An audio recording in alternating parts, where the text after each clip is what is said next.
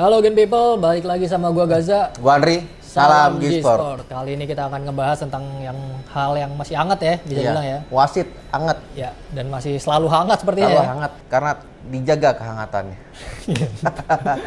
Karena akhir-akhir ini lagi-lagi nih, wasit bikin kontroversi. Betul banget. Karena kalau baru-baru ini kita lihat ada di pertandingan Persebaya sama Madura ya, minggu lalu tuh, tanggal 28 Februari. Persebaya tuh bisa dibilang dirugikan lah, karena kinerja wasit yang kurang kalau menurut dari Persebaya sendiri. Jadi itu pada pertandingan itu mereka seharusnya dapat penalti. Iya. Karena ada pemainnya yaitu Samsul Arif dijatuhkan di kotak penalti.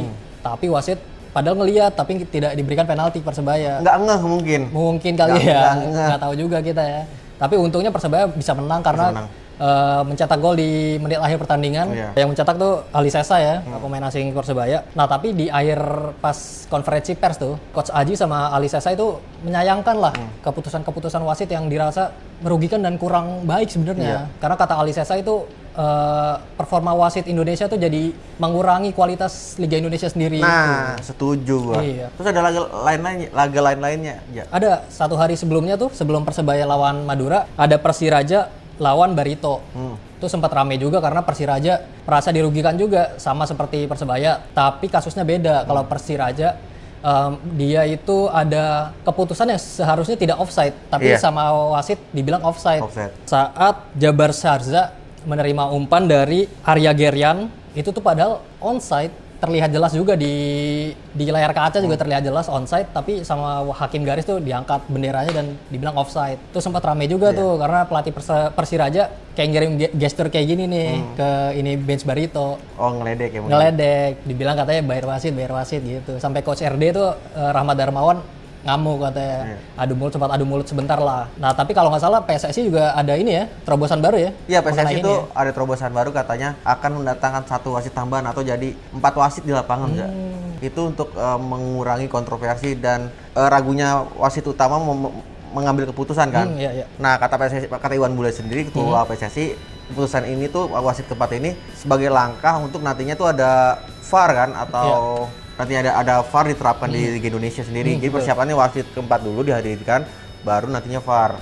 Nah, katanya sih 10 sampai 14 Februari wasit-wasit di Indonesia tuh akan dikumpulkan dan mendatangkan instruktur dari FIFA untuk mendapatkan penjelasan soal wasit tambahan ini. Jadi kan kita semoga ada titik temu ya, ada solusi terbaik dengan buruknya atau makin menurunnya kualitas wasit Liga Indonesia sendiri ya. Karena ya kita pengennya mah nonton ya enak gitu ya, keputusannya juga wasit-wasitnya jelas. Iya. Tim-tim juga tidak merasa dirugikan. Iya, karena kalau tim sudah berupaya dengan maksimal, terus pemain-pemain yang didatangkan dulu berkualitas, mungkin hal-hal seperti ini kayak kinerja wasit tuh bisa lebih diperbaiki. Karena kalau kinerja wasit nggak diperbaiki kan banyak tanda kutip ya, masih banyak hal diseret kemana-mana, bilang ada mafia lah, bayaran lah, kan kita tapi kan belum terbukti juga kan, jadi kan jadi polemik sendiri.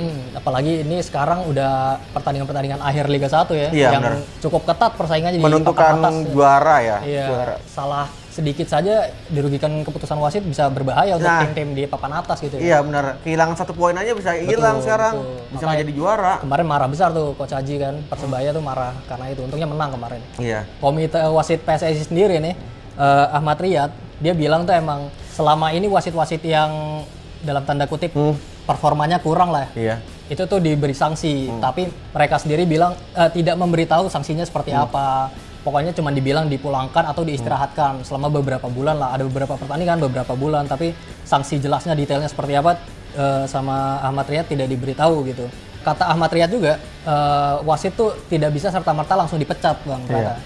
Ada sistem-sistemnya sendiri gitu. Misalnya kalau dari Liga 1 dia melakukan kesalahan yang cukup besar, yang merugikan tim gitu ya, nanti dia bisa di downgrade, diturunkan ke Liga 2 terlebih dahulu. Kalau di Liga 2 masih bermasalah, ke Liga 3 nanti baru, misalnya di Liga 3 ada masalah lagi, baru mungkin bisa dipecat. Karena tidak bisa langsung pecat gitu, wasit nggak bisa. Karena katanya harus ada match fixing baru tuh.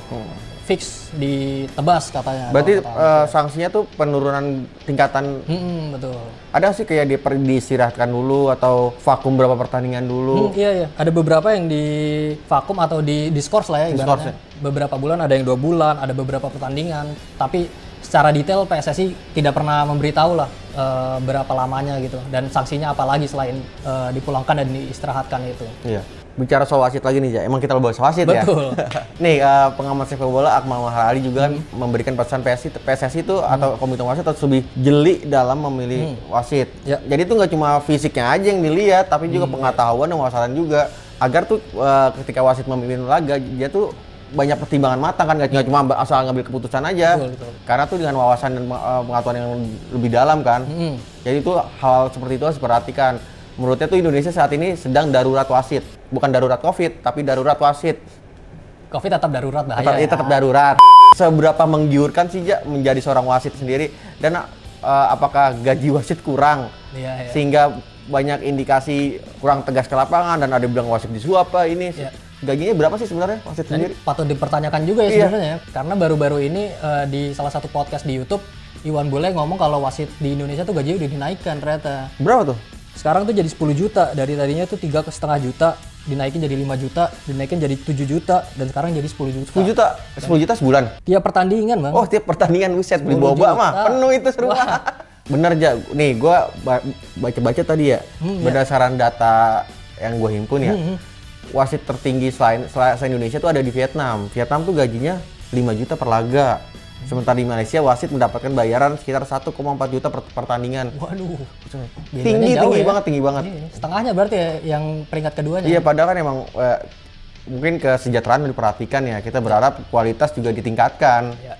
Bicara soal wasit, ya kita sendiri di Indonesia punya wasit-wasit terbaik yang sudah mendapatkan lisensi FIFA. Oh, ada tuh ya di Ada, Indonesia. ini ada Farid Hitaba sejak 2020. Aprisman Aranda sejak 2020, Yudi Nur Cahya sejak 2018, Sance Lawita sejak 2022, dan juga ada asisten wasit juga yang mendapatkan sertifikasi dari FIFA. Ada M. Akbar Jamaluddin sejak 2022, Benny Andrikno sejak 2014, Fajar Furkon sejak 2020, Arizul Hanafiah sejak 2020, Igede Slamet sejak 2019, Nur Hadi sejak 2014, Bambang Samsudar sejak 2013. Jadi mungkin masih dibilang masih terbatas ya. Iya. Kita tahu kan tim Liga Indonesia banyak banget kan, Liga 1, Liga 2, Liga 3.